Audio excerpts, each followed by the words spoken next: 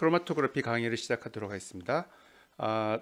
지금 이제 NMR에 대해서 우리가 공부를 했고, 이제부터 몇 주 동안은 우리가 크로마토그래피랑 질량 분석기에 대해서 배울 겁니다. 크로마토그래피와 질량 분석기를 배우는 이유는 이 기기들이 현대 그 산업체나 아니면 과학계에서 아주 중요한, 아주 많이 사용되는 그런 그 기기이기 때문이고요.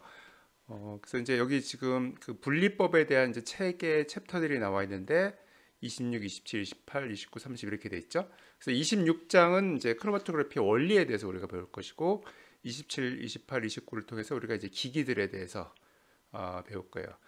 그래서 이제 여러분들이 이제 화학 전공이니까 앞으로 그 화학 실험실에 특히 이제 기기 실험실에 가면 관련된 그런 기기 실험실에 가면 기체 크로마토그래피나 액체 크로마토그래피 이런 것을 반드시 볼 거예요. 거의 뭐 99%. 이런 기기들은 뭐 제약, 의학, 그다음에 환경, 뭐 에너지, 식품 모든 우리가 생각할 수 있는 많은 분야에서 다 사용이 되고 있어요. 그리고 이제 이거를 연결해서 강의하는 이유는 뭐냐면은 이렇게 크로마토그래피랑 질량 분석기를 대부분 같이 사용하고 있기 때문이에요. 그럼 이제 이런 그 기기들이 얼마나 많이 활용되고 있냐를 보여주는 그냥 예로 그냥 우리 이제 그 우리 실험실이 제가 이제 운영하고 있는 실험실이 EMS 랩이라고 환경 에너지 질량 분석 실험실인데 우리 실험실에서 지금 졸업한 학생들이 해양과학기술원의 선임연구원으로 가 있기도 하고 박사 졸업생인데 이제 해양과학기술원이라고 나중에 이제 내가 이제 기회가 되면 얘기해 줄 텐데 국가연구소 국가가 설립한 연구소인데 이런 연구소들이 아주 좋은 직장이고 그다음에 이제 거기 이제 선임연구원으로 근데 이제 선임연구원 가려면 박사학위가 꼭 있어야 돼요. 그다음에 지금 현재 뭐 LG화학에 가 있고 그다음에 SK이노베이션에 2명 그다음에 코롱 구미에 있는 코롱에 1명 동진세미캠이라고 여기는 이제 그 동진세미캠이 삼성전자에 화학 물질을 이제 납품한 회사인데 아주 탄탄한 회사예요. 여러분들이 그 여러분 선배들도 사실은 그 화학 회사 간 경우 많아요. 근데 아마 그 백승민 교수님 방에서 박사 학위 받은 학생도 얼마 전에 그 SDI에 취직해서 갔고 그래서 이 사실은 이 전자나 디스플레이나 배터리 이런 분야가 그 화학 전공자가 매우 많이 필요하고 당연히 이런 분리 분석과 질량 분석도 매우 중요해요.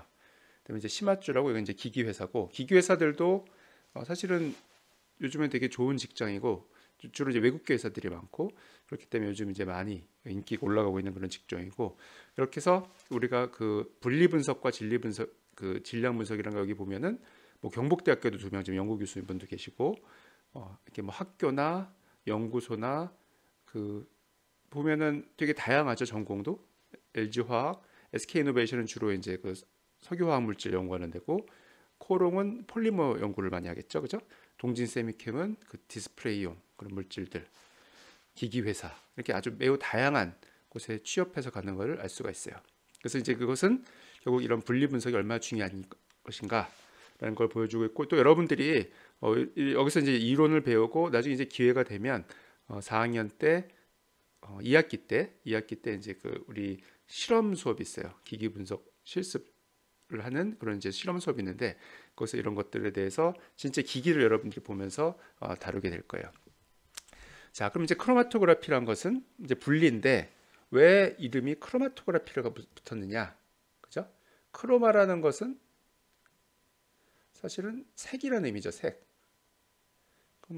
그다음에 그래피는 어떤 이제 기록한다는 의미고 그러면 색을 기록한다는 건데 이게 뭐 꼭 색을 분리하고 기록하는 데 사용되는 건 아니고 옛날에 그랬던 얘기죠. 옛날에 그 역사적으로 초기에 이게 이제 주로 색소를 분리하는 데 많이 사용됐기 때문에 그런 거고 지금은 뭐 아주 매우 다양한 물질들을 분리하기 위해서 화학 물질들 분리하기 위해서 사용되고 있어요.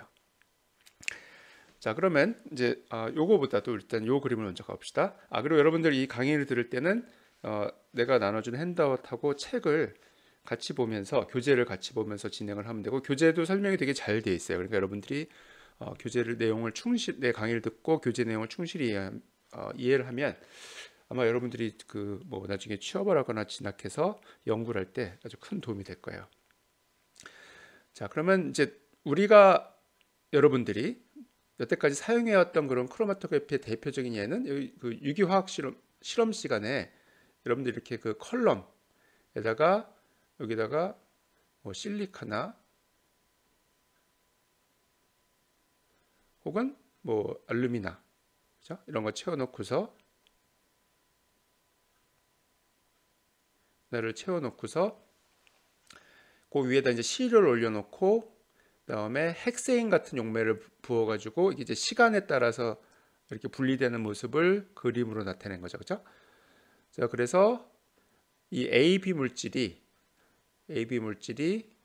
이런 충전관에 실리카하고 그다음에 헥센에 의해서 쓸려서 지나가면서 점점 분리가 돼서 궁극적으로 우리는 이 AB를 따로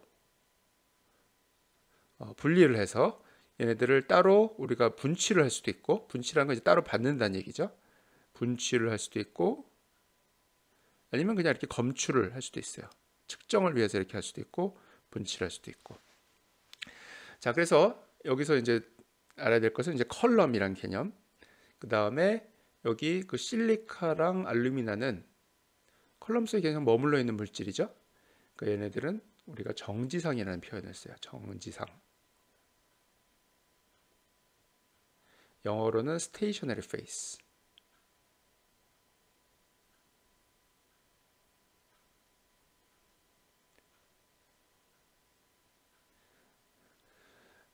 Y예요, Y. 자, 그 다음에 헥세인 같은 용매를 우리가 이동상이라 그래요. 영어로는 mobile phase, 모바일.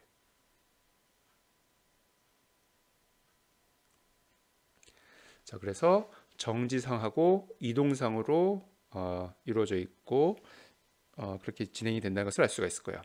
자, 그러면 우리가 이제 일반적인 크로마토그래피의 분류에 대해서 한번 살펴보면 이제 아까 그 챕터 제목에도 나와 있었지만 기체 크로마토그래피가 있어요, 그죠? 기체 크로마토그래피가 있고 그다음에 또 액체 크로마토그래피가 있어요.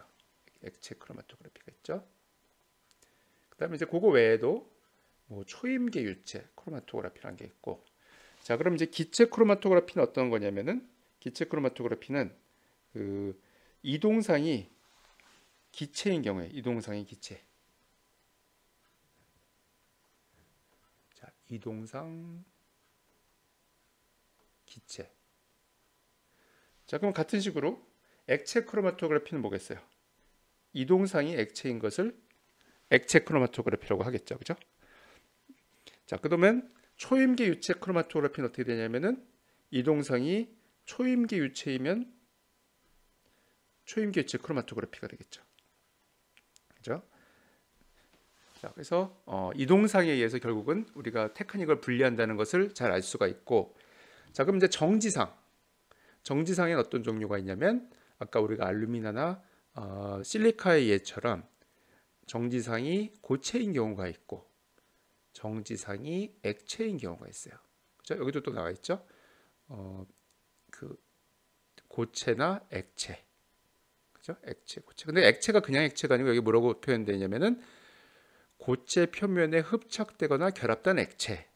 그러니까 우리가 뭐 헥세인이나 물 같은 이렇게 쏟아지는 액체가 아니고 다른 종류의 그런 그 액체예요. 그래서 요거에 대해서 우리가 나중에 좀 더 자세히 얘기할 거고, 어쨌든 정지상은 일반적으로 액체 고체로 이루어져 있다. 자, 그러면 아까 우리가 분리되는 과정을 봤는데 이게 어떻게 분리가 되느냐? 우리는 이것을 평형 상태라고 가정을 하는 거예요, 사실은. 이게 실제적으로 평형 상태냐? 이건 이제 아닐 가능성이 높아요, 사실은. 그렇지만 즉 A하고 B가 아까 그 실리카나 알루미나 컬럼을 지나가면서 분리되는 과정을 봤죠. 이게 과정을 거치면서 분리가 되는데 얘네들이 그 어떤 평형인지에 대해서는 좀 더 자세히 얘기를 할게요, 나중에. 이걸 이루면서 지나간다. 자, 근데 이제 평형이 어떤 평형이냐면 여기 분배란 얘기가 나오고 흡착이란 얘기가 나와요, 그죠? 그다음에 뭐 이온 교환 이런 얘기는 이제 우리가 나중에 할 거고. 자, 분배. 이제 영어로는 partition이죠.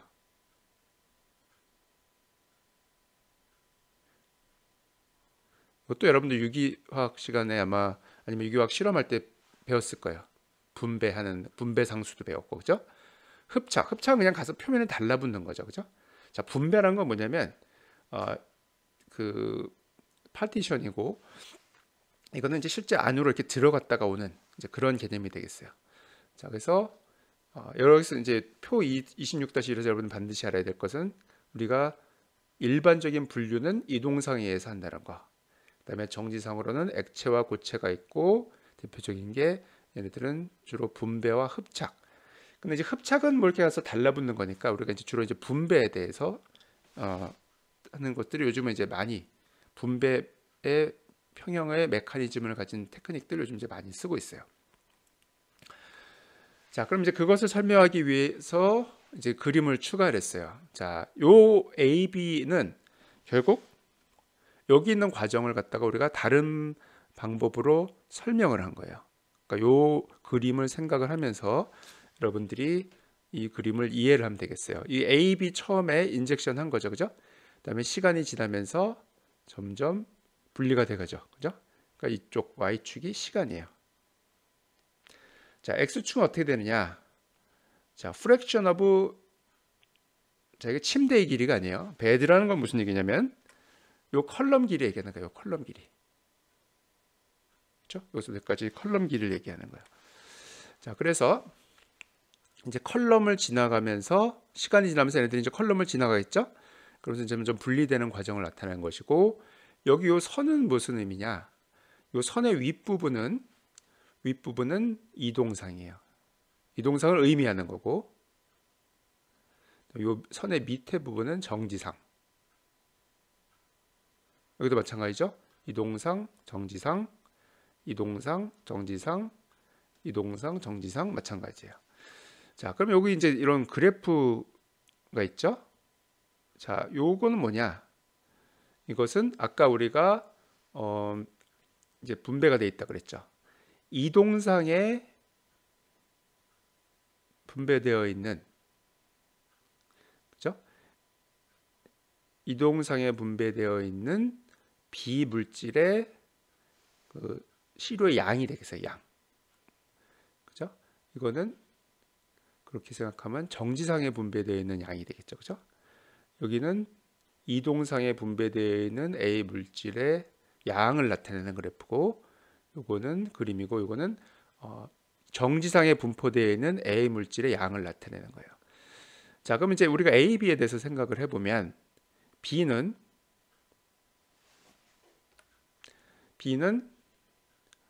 여기 보면 정지상에 더 많은 양이 분포가 되어 있죠. A는 어떻게 되겠어요? 이동상에 더 많은 양이 분포가 되어 있어요. 자, 그러니까 어떻게 되겠어요? 이게 분리가 진행이 되면서 이동상에 더 많이 분포가 되어 있는 거는 여러분 생각해도 또 빨리 움직이겠죠, 그죠? 그러니까 A가 더 빨리 움직이고 있어요. 정지상에 더 분포가 많이 되어 있는 것은 천천히 움직이죠. 자, 그러니까 결국 우리는 A, B의 시간차를 둬서 분리를 하고 싶은데, 시간차가 생기는 원리는 뭐냐면 얘네들이 이동상과 정지상에 어떻게 분포가 되어 있느냐, 그죠? 즉 이동상에 있는 양과 정지상에 있는 물질의 양의 비율에 따라서 결정이 된다는 거예요. 자, 그러면 요 비율, 즉 이동상에 있는 양과 정지석에 있는 양은 우리가 평행을 가정해보면 평형 상수를 정의할 수가 있죠. 자, 그래서 이제부터 이제 식들이 많이 나올 텐데, 여러분들이 이걸 쭉 식을 그렇게 좋아하진 않겠죠, 여러분들이. 그렇지만 이 식을 충분히 이해하고 유도를 할 줄 알아야 돼요. 그래야 여러분들 이제 기본 개념을 잘 아는 게 되기 때문에 어렵진 않아요. 그러니까 여러분들이 꼭 나랑 같이 이걸 해보기를 바라고. 자, 그래서 아까 말한 평형상수예요. 평형상수. 평형을 우리가 가정했으니까 일단 A 물질에 대해서 생각을 해봅시다. 그죠? A 물질에 대해서 이 A는 액티버티죠, 그죠? 우리가 평형상수는 원래 액티버티로 정의가 되죠. S는 뭐냐? 이거는 스테이셔너리 페이스. 아까 나왔죠? 즉 정지상이죠. 요거는 M은 모빌 페이스의 요 첫째예요. 즉 정리하면 우리가 시간차를 두는 것을 어떤 이제 평형, 그러니까 물질의 분포, 정지상과 이동상에 분포되어 있는 물질의 양으로 생각을 하는데, 결국 거기서 우리가 평형상수를 정의할 수 있고, 이 평형상수의 차이가 결국 시간 차이를 가져오는 게 되겠죠, 그렇죠? 근데 이 정의는 우리가 A란 물질의 경우에 A란 물질이 모바일 페이스에 있는 액티비티랑 스테이셔너리 페이스에 있는 액티비티의 비율로 이렇게 정의가 돼요. 자, 그럼 이제 여러분들 뭐 잘 알겠지만 액티비티 코에피션트가 1이라고 가정을 하고 우리가 농도를 바꿀 수가 있죠. 자, 그럼 이제 농도를 바뀌고 몰 농도죠. 몰 농도. 그러면 몰 농도는 몰 나누기 부피가 되겠죠. 자, 이건 쉽게 여러분들이 이해할 수가 있어요. 자, 그럼 이제 K라는 개념을 우리가 개발했는데, 자, 그러면 요 K값, A란 물질의 K값하고 B란 물질은 대문자예요. 이 평형상수. K값은 어느 게 더 클까? 여러분들 생각해 보세요. 그죠? 그건 아까 우리가 그 그래프를 통해서 쉽게 생각해 볼 수 있죠. 이건 여러분들이 혼자 생각해 보고 답을 하도록 제가 남겨 놓을게요. 자, 그러면 이제 결국 우리가 요 K값을 만약 안다면, 그죠? A란 물질이 B란 물질과 어떻게 분리가 잘 될 것인가 알 수 있죠. 즉 무슨 얘기냐면 KA와 KB가 차이가 많이 나면 이 AB 물질이 분리가 잘 될 거라고 생각할 수 있죠. 근데 K 값이 거의 비슷하면 어떡하겠어요, AB가. 그러면 분리가 잘 안 될 것이라는 걸 알 수 있어요. 즉 우리가 이 분리가 어느 정도 될 것이냐는 것을 우리가 예측을 할 수가 있죠. 그렇죠? 이해를 할 수가 있고. 자, 그래서 여기서 이제 이 평형상수는 매우 중요한, 이제 이론적으로 우리가 이런 분리를 설명하기 위한 매우 중요한 개념이 되겠어요. 자, 그런데 여기를 들여다보면 우리가 이 K 값을 하려면 이 몰수랑 부피를 알아야 되죠. 이게 쉽지가 않아요, 그죠? 이게 뭐 정지상, 특히 정지상의 부피, 그 액체층이 아까 이제 액체라는 얘기를 했는데, 그런 그 액체층의 부피를 우리가 정확히 알기는 되게 어려워요, 사실. 그리고 또 얼마나 이게 그 몰수가 분포되어 있는지, 몰 넘버가 분포되어 있는지 우리가 알기 어렵겠죠, 그렇죠?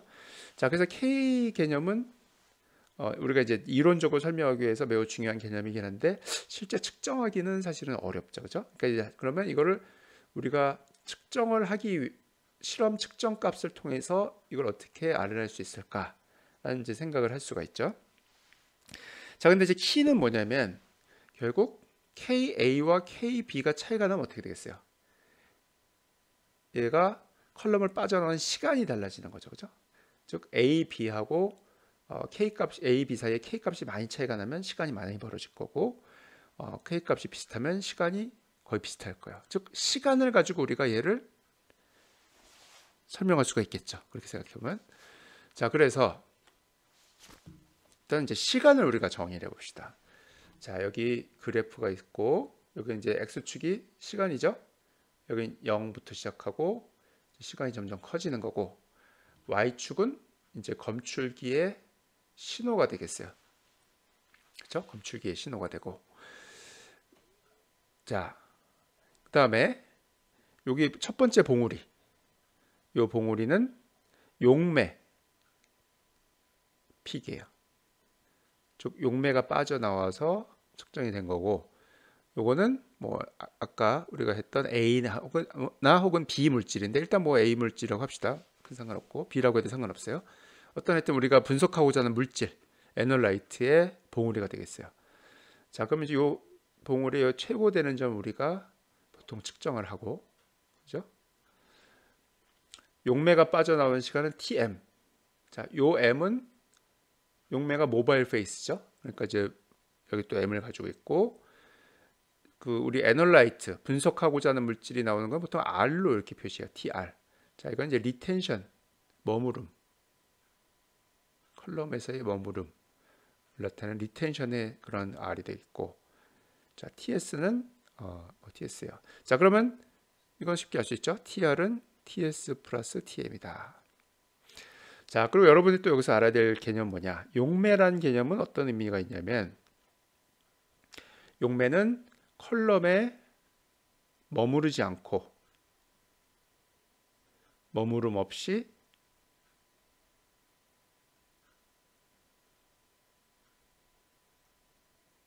빠져나오는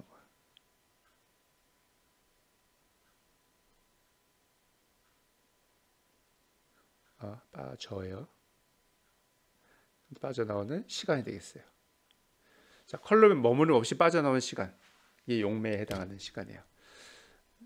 자, 그러면 이제 우리가 의도는 알죠? 이걸 이제 K 값을 가고 싶은 거고 궁극적으로. 그래서 이제 몇 가지 정의를 더 해봅시다.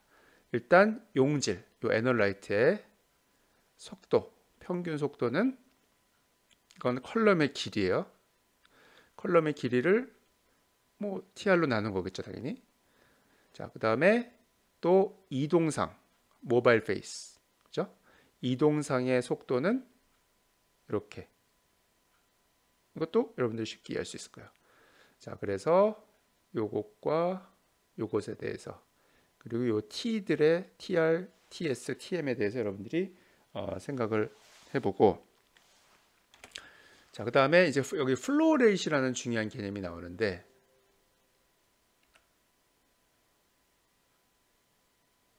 잠깐만요.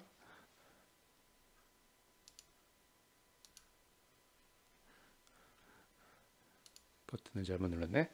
자, 여기 이제 플로우 레이트라는 개념이 나요. 이 플로우 레이트는 뭐냐면 이 요것과 요것의 차이는 뭐냐면 얘는 선속도예요. 선속도. 즉 그 길이 나누기 시간이었죠. 그죠? 얘는 어떻게 되냐면은 부피 나누기 시간이에요. 즉 단위 시간에 빠져나오는 부피. 그죠? 그래서 이제 플로우 레이트를 사실 되게 중요한 개념이고 이제 앞으로 많이 나올 텐데 이것도 여러분들이 쉽게 이해할 수 있을 거예요. 용매의 플로우 레이트는 결국 이동상의 플로우 레이트는 여기다 단면적을 곱하면 되는 거죠. 컬럼의 단면적. 그다음에 만약에 컬럼이 막 차 있다면 이동상으로 즉 컬럼 단면적을 이렇게 봤을 때 여기가 정지상으로 이렇게 막 차 있다면 그죠? 정지상을 제외한 면적만 고려를 해야 되겠죠.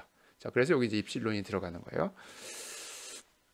자, 그러면 이제 여기서 여러분들이 잘 따라오길 바라고 이 선속도 즉 이거는 아까 보였지만 용질의 선속도였고 얘는 이동상의 선속도였어요. 선속도 간에 어떤 관계가 있다고 생각할 수 있냐면 자, 요걸 여러분들이 이해하는 게 매우 중요해요. U 곱하기 용질이 이동상에서 보내는 시간 분율. 그래서 쉽게 생각하면 용질이 아까 우리가 그 그림 기억나죠? 여기 그림. 요 그림을 한번 생각해 보세요. 그렇다면 용질이 이동상에서 시간을 분율을 많이 보내면 분율이 크면 당연히 빨리 빠져나오겠죠. 그죠? 그러니까 용질의 선속도 V 값이 커져요. 그다음에 거기서 시간 이동상을 보낸 시간 분율이 작다면 당연히 용질의 속도가 낮아지겠죠. 자, 그래서 우리가 이거를 이해할 수가 있어요. 그죠? 자, 그러면 이 시간 분율을 결국 어떻게 생각할 수 있냐면은 우리가 그 몰수 즉 어떤 그 물질 A가 그죠? 이동상에 더 몰수 분포가 많이 되어 있으면 빨리 빠져나오겠죠. 그죠? 아니면 정지상에 많이 몰수가 많이 분포가 되어 있다면 이게 천천히 올 거예요. 자, 그래서 우리가 결국 이 시간 개념을 어떻게 바꿀 수 있냐면은 자, 이렇게 바꿀 수 있어요. 즉 용질 이동상에 보내는 시간 분율을 이런 식으로 바꿀 수 있고 여러분들이 이제 이걸 이해하는 것이 반드시 필요해요. 이거는 몰수죠, 그냥. 그죠? 몰농도 곱하기 부피니까. 자, 분율이라고 했으니까 전체분의 이동상의 분율이 되겠죠. 그죠? 그러니까 전체는 이렇게 되는 거고 전체 몰수 중에서 이동상에서 분포되어 있는 몰수를 나온 비율. 그죠? 자, 그러면 뭐 여기서 여기로 가는 거는 그냥 나누기니까 잘 알 거고, 여기서 우리가 다시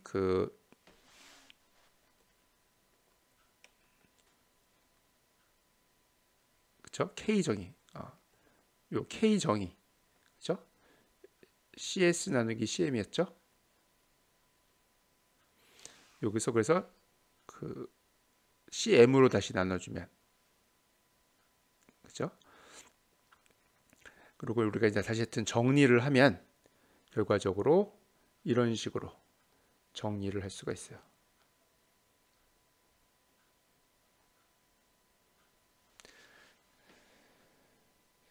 자, 요거는 아까 우리가 했던 26-2 26-2에 있는 식을 적용을 하면 여러분들 쉽게 바꿀 수 있을 거예요. 자, 이렇게 이제 우리가 바꿔주고, 여기가 지금 이게 지금 프린트가 잘못됐어요, 그죠? 여기에 지금 잘못됐고, 여러분들 헷갈릴 수도 있겠다. 이거는 이제 여러분들이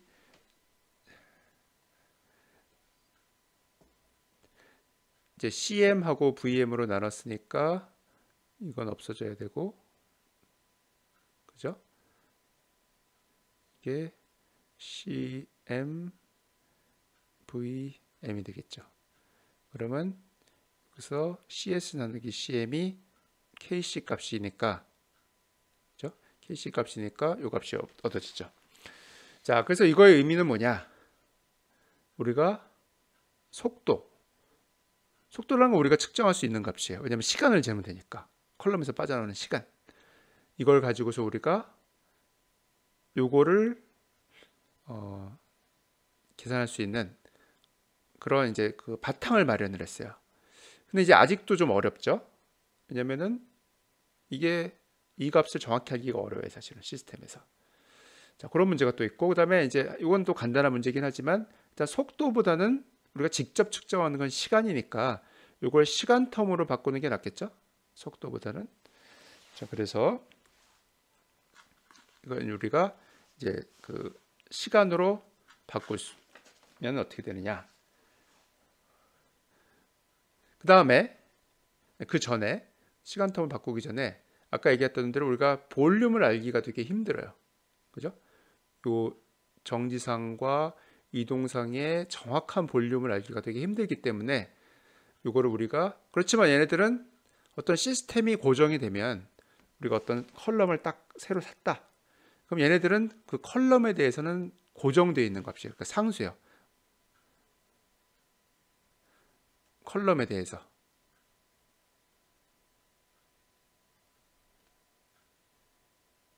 물론 모든 컬럼이 아니고 우리가 산 특정 컬럼에 대해서 상수예요. 자, 그렇기 때문에 이 값을 알기는 어렵지만 상수기 때문에 우리가 상수를 처리할 수 있고, 그러니까 우리가 이렇게 새로운 변수를 하나 정의를 했어요. 머무름 인자. 자, 이게 왜 이렇게 했는지 모르겠지만 사람들이 소문자로 K로 표시를 해요. 그죠? 아마 내 생각에는 이것과 이것이 이렇게 연결이 돼 있기 때문에 연결이 돼 있다는 걸 나타내기 위해서 한 것 같아요. 어쨌든 머무름 인자, 영어로는 리텐션 팩터라고 하는데,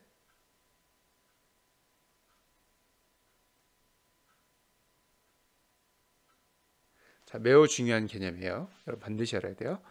자, 이거는 아까도 얘기했지만 다시 한번 강조를 하면 우리가 이 값을 정확히 알기 힘드니까 이거를 같이 뭉뚱그려서 정의를 하고, 그럼 이제 우리가 요거를 비교를 하면 되는 거예요. 같은 특정한 컬럼에 비교할 때는 어차피 얘네들은 상수기 때문에 이제 우리는 이런 골치 아픈 상수를 생각할 필요 없고 요거를 다루면 되는 거죠. 그렇지만 결국 우리가 KA 값, 소문자 리텐션 팩터 혹은 머무름 인자는 아까 평형상수랑 관련이 돼 있어요.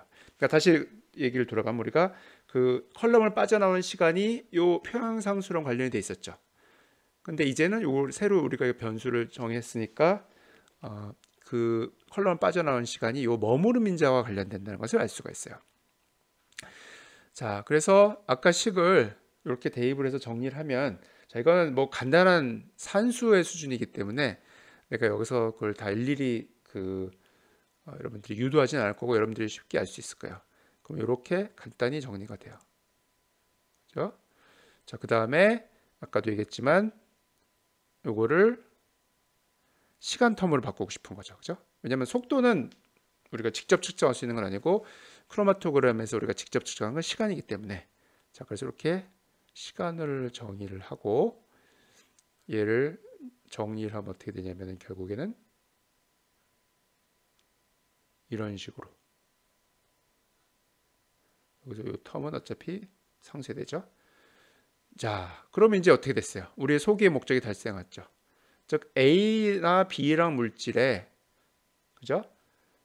얘네들이 컬럼에서 얼마나 머무를 것이냐 라는 것을 나타내는 표현상수 값이 있었는데, 이거를 우리가 이것을 우리가 알 수 있게 해주는 그런 머무름 인자라는 걸 정의를 했고, 이 머무름 인자는 우리가 원하는 대로 실험치에서 이제 측정이 되는 거예요. 그죠? 자, 그러면 아까도 했지만 우리가 이제 머무름 인자 A, 머무름 인자 B, 즉 A, B 물질은 각각 평행상수 다르겠죠? 그러니까 이 머무름 인자 값이 달라요. 그럼 이제 얘네들의 비율을 우리가 통해서 얘네들이 얼마나 분리가 잘 될 것이냐라는 걸 알 수 있죠. 그렇죠? 자, 근데 그 정의를 어떻게 하냐면 아까 내가 이제 쓴 대로 하지 않고 이렇게 정의를 해요. 정확하게는. 자, 여기 요게 궁극적으로는 요거죠, 요거. 그래서 여러분들 쉽게 이걸 이해하면 돼요. 머무름 인자의 비율이다. 그럼 이게 왜 같습니까? 라고 물으면 아까 얘기했지만 우리 특정 컬럼으로 A, B 물질을 동시에 분리를 하면 그 볼륨 값은 VA나 VM하고 VS가 일정하기 때문에 결국 다 상쇄가 되고 결국 얘네들은 이제 같은 개념이 되는 거죠. 알파를 이렇게 평행상수의 비율로 생각할 수도 있고 이 머무름 인자의 비율로 생각할 수도 있어요. 자, 여러분들이 여기서 주의할 것은 뭐냐면은 머무름 인자는 항상 1보다 크게 정의를 한다는 거. 자, 그래서 A, B 물질을 비교하면 이 경우에는 A가 분모에 들어갈 거예요. 왜냐면은 A가 빨리 나오는 거였죠, 아까 그림에서. 그러면 리텐션이 적게 된다는 얘기고 결국에는 평행상수 값이 작은 거죠, 그죠? 리텐션 팩터 값도 작은 거예요. 그렇기 때문에 얘는 1보다 크게 이런 식으로 표현을 하고, 자, 그러면 우리가 이제 A, B 물질을 분리를 하는데 이 물질의 리텐션 팩터 값을 안다면 이 알파 값이 여기 이제 알파란 걸 정의를 했는데 이게 거의 1에 가깝다면 어떻게 되겠어요? 그럼 분리가 제대로 안 되는 거죠. 1보다 훨씬 크다. 그러면 분리가 되게 잘 되겠죠.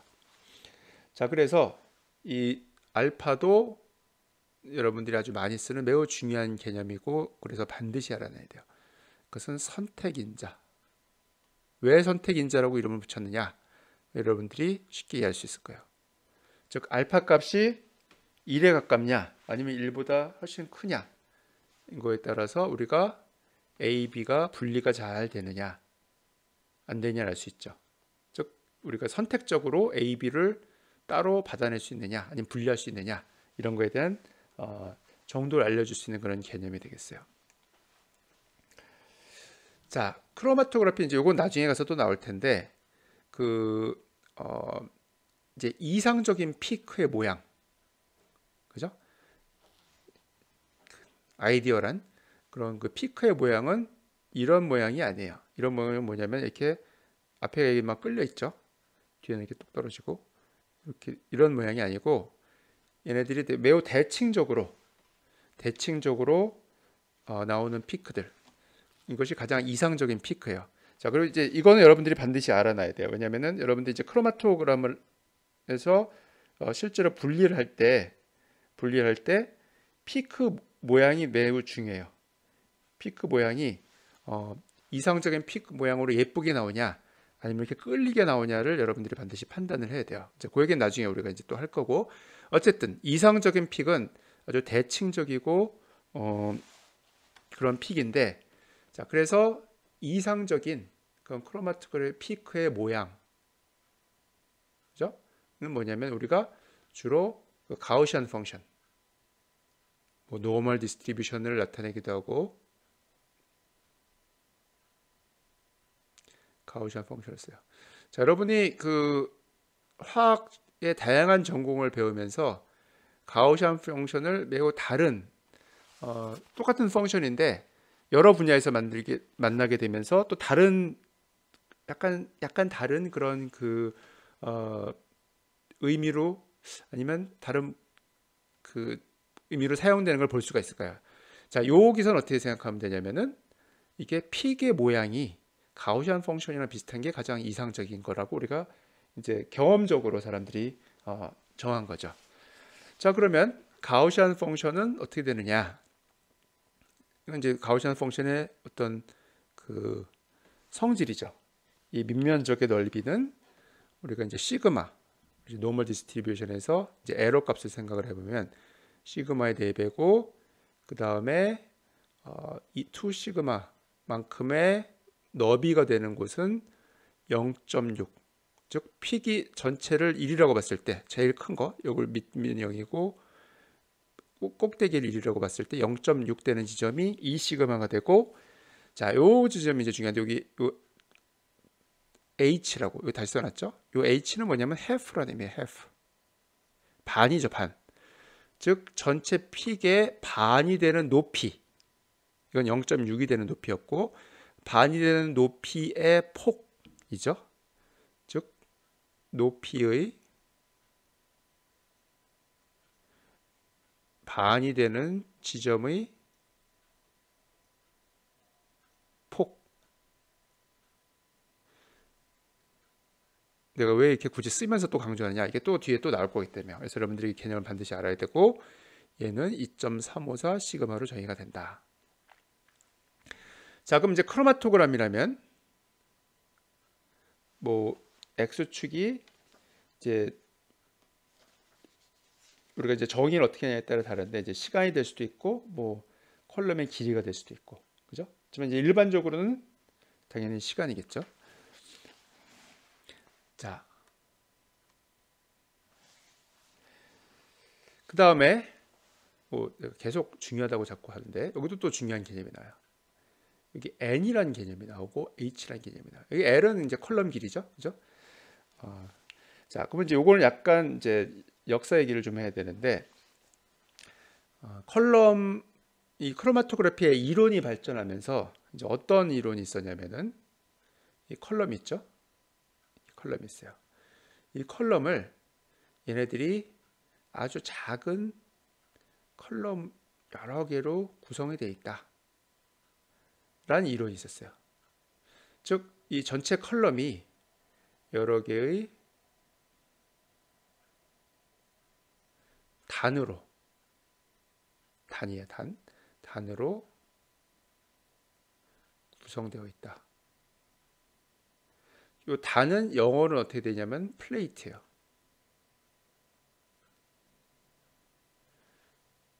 그죠? 여러 개의 단으로 구성되어 있다. 이것이 이제 크로마토그래피의 이론이었고 옛날에. 그러면 요 단의 개수, 단이 몇 개 있냐죠. 쉽게 해서 단이 몇 개 있냐가 바로 n이에요. 자, 단의 높이가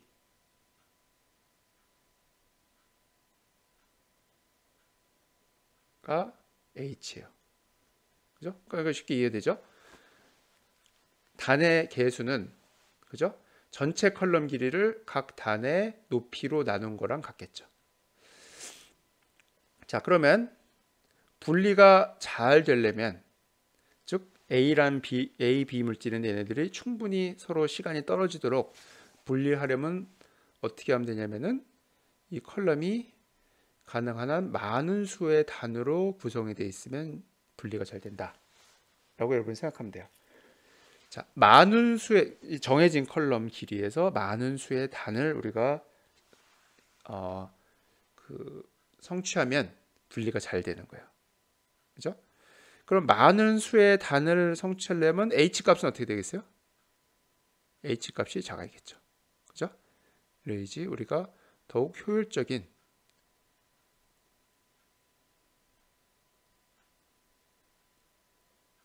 분리를 성취할 수 있다. 라는 얘기가 되겠어요. 자, 그러면 이제 n하고 h라는 개념이 있는데, 그러면은 이것도 똑같죠? 아까 우리가 k라는 것을 실제 실험에서 측정할 수 있는 값으로부터 가져오는 게 중요했고, 얘도 이제 n과 h라고 우리가 이제 이론적으로 생각을 해서 사람들이 정의를 내렸으면 이것을 실제 실험값이랑 연결을 시킬 수 있었겠죠, 그죠? 자, 그래서 이제 그것이 여기 이제 나와요. 자, 그럼 이제 h라는 거, 여기 h가 그죠? 자, 여기 시그마가 나오네요, 그죠? 이 시그마는 뭐냐면은 결국 픽의 이 폭이랑 관련되는 거예요. 픽의 폭. 자, 폭이 크다, 브로드하다, 그죠? 그러면 분리가 잘 안 되겠죠, 그죠? 즉 A, B 사이에 충분한 시간을 하기가 어려울 거예요. 픽이 되게 샤프하다, 그죠? 아주 그냥 샤프한 픽이면은 A, B란 물질이 분리가 서로 잘 될 거예요, 그죠? 자, 우리는 그래서 아주 이 좁은 픽 나비를 가지고 싶어요. 그럼 아까 H 값은 어떻게 됐어요? H 값은 작을수록 좋다 그랬죠? 그러니까 요 픽 너비에 관련되는 요 상수값이 작을수록 좋은 거죠, 그죠? 자, 그래서 우리가 이제 단높이를 이렇게 정의를 했어요. 시그마를 L로 나누고. 근데 여기서 이제 여러분들이 주의할 거는 요 시그마는, 왜냐면 이거 L로 나눴으니까 단위가 이 H는 그 높이죠, 높이니까 단위가 뭐 센티미터나 이런 식으로 돼야겠죠, 그죠? 뭐 미터나 하여튼 길이 단위가 돼야 되죠. 그러니까 요 지금 단위가 시그마가 뭐야 되냐면은 얘는 길이에요, 길이, 그죠? 이제 그거는 이제 컬럼 길이, 우리가 아까 컬럼 길이에 대해서 했죠. 컬럼 길이라고 이걸 생각하면 되죠. 컬럼 길이에 분포되어 있는 그 물질들에 생각해 보면 돼요.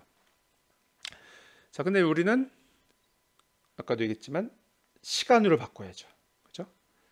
자, 그러면 다시 한번 강조하지만 얘는 지금 이제 그 폭, 이게 컬럼 길이에 대해서 퍼져 있는 그런 픽의 길이가 되겠어요, 그죠? 자, 그러면 이걸 우리가 이제 시간으로 바꾸고 싶어요. 자, 그럼 이제 시간으로 어떻게 바꿔야 될까? 그러면 아까 그 시그마를, 그죠? 시그마를 뭔가 시간에 대한 거를 바꿔줘야 되죠, 그죠? 그러니까 뭐 그거는 사실은 복잡하진 않아요. 이게 이거니까, 그죠? 이거를 속도, 그죠? 그럼 시간으로 바뀌는 거죠, 그죠? 시간으로 이렇게 우리가 바꿀 수가 있어요. 자, 그럼 이제 우리가 이렇게 시간으로 바꾼 항을, 그죠?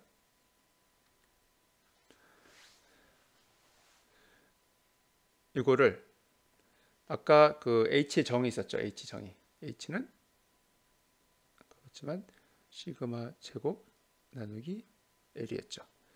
자, 여기다 이제 대입을 하는 거죠. 대입을 하면 우리가 이렇게 이런 값을 얻을 수가 있다, 그죠? 그리고 H는 그럼 이제 이렇게 정의할 수 있고, 그럼 N은 어떻게 되느냐, 그죠? 아까 N은 어떻게 됐어요? L 나누기 H였죠? 여기다가 이거를 이렇게 집어넣으면 N은 이런 식으로 정의할 수가 있다. 자, 여기서 참고적으로 이 W는 뭐냐면 민면이에요, 민면의 나비가 되겠어요. 그럼 왜 이게 나오느냐, 그죠? 여기서 요걸 여러분들이 약간 헷갈릴 수도 있는데, 이렇게 된 이유는 민면의 넓이, 약간 WB라고 표현됐었죠. 이게 4시그마였죠, 그죠? 자, 요거를 이제 적용을 한 거예요. 그죠? 요걸 적용하면 이런 식으로 우리가 구할 수 있어요. 자, 그러면 이제 우리는 이 n 값을 실험값을 통해서 알 수가 있어요. 어떻게 할 수 있느냐? 픽의 나비, 픽이 이렇게 있어요. 요 픽의 윗면의 나비하고 요거의 리텐션 타임, 이걸 가지고 우리가 n 값을 알 수가 있어요. 자, 그러면 이게 이제 진짜 이렇게 했지만 우리가 생각하는 개념이랑 맞는지 한번 확인해 봅시다. 자, 픽 나비에 대해서 TR이 크면 어떻게 되겠어요? 즉 이건 좁으면서 얘가 충분한 시간에 컬럼에 머무른다면 분리가 잘 되겠죠. 그러니까 여기서 그러면 n 값이 큰 게 맞죠.